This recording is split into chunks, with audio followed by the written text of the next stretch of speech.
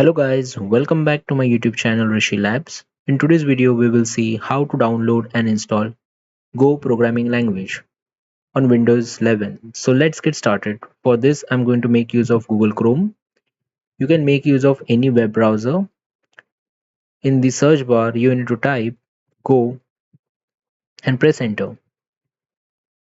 You'll get the first official link, the Go programming language, that is go.dev website. So this is the home page.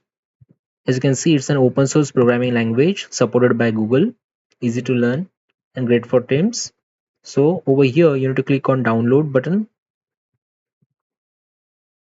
On this page, you can see the setup is available to download for Windows, Mac OS, Apple, Linux. Okay, but we are going to download for Windows. So I'll click on this link.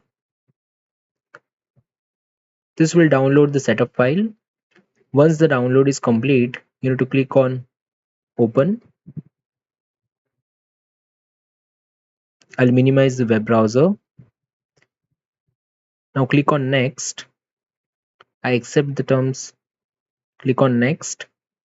Click on next. Over here, if you want, you can change the directory, but I'll go with the default. Click on next, then click on install. You'll get a pop-up. Select yes.